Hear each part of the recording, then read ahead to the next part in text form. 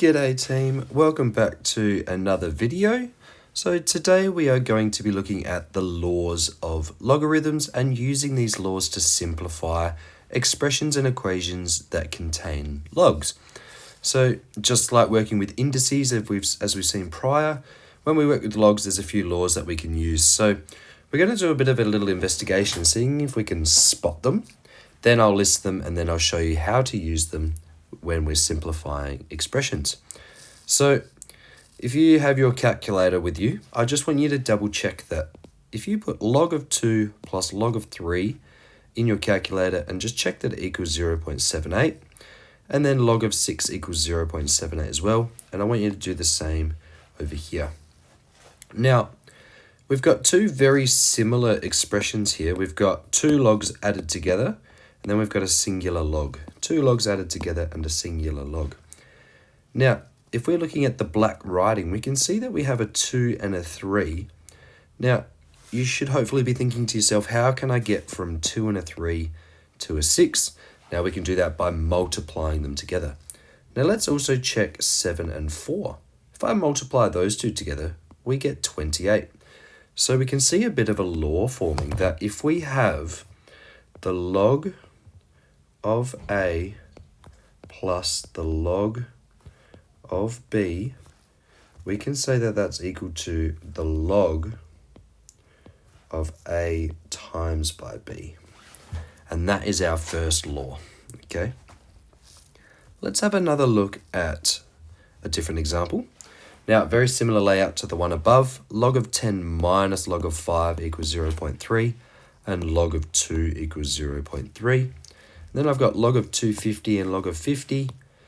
Find the difference, we get 0.7, and log of 5 is 0.7 as well. Now, using the same logic as we had before, how can I go from 10 and a 5 to a 2? Now, you're probably also thinking to yourself, if I've got a plus here and I multiply them to get my 6 here, if I have a minus, I'm probably going to do the opposite in the second term. So I'm going to divide. So 10 divided by 5 is 2. 250 divided by 50 is 5. So my second law here, I've got the log of A minus the log of B. We can say that's equal to log of A over B, or A divided by B. Okay, so that's my second law. Now let's have a little look at these ones here. So again, just verify these on your calculator.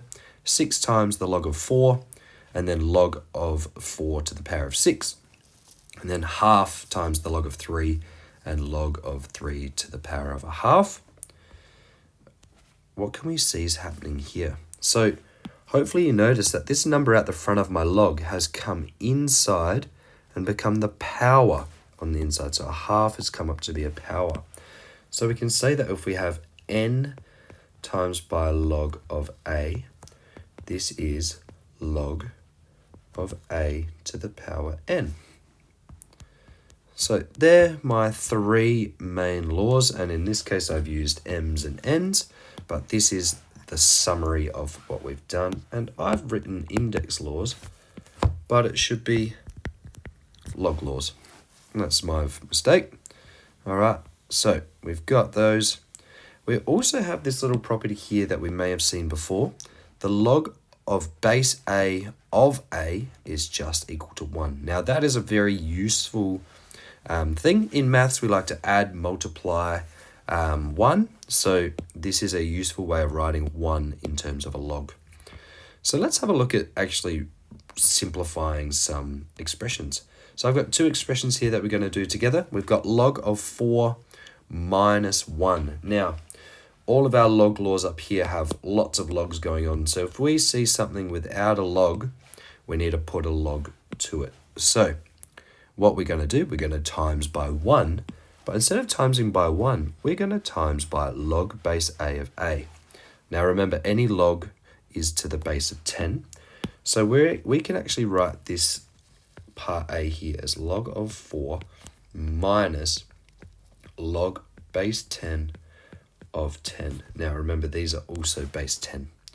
So in when we're going through, we don't actually have to write that 10 in. It's just to explain why we use a 10 there.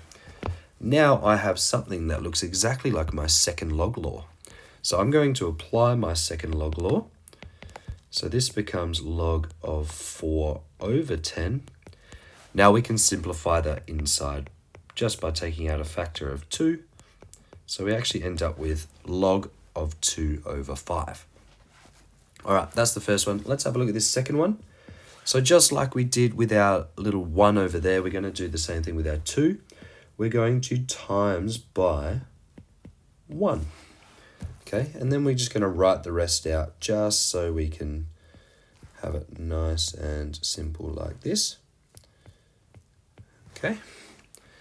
All right, now we can see some little numbers out the front here. So what we're going to do, we are going to put those in as our power. So we can see our third log law coming in here.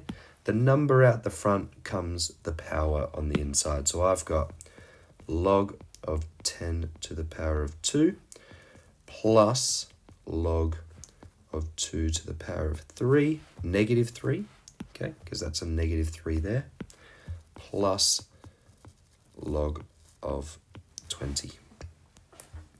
Now I've got 3 logs added together. When I've got logs all added together, we multiply the insides. So I've got log of 10 to the power of 2 times by 2 to the power of negative 3 times by 20. So if we're going to be writing this out, I don't have my calculator with me, so we're going to do it the long way.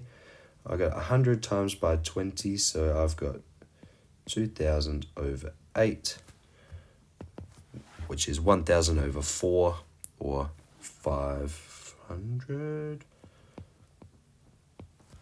500 over 2, or we can write that as log of 250.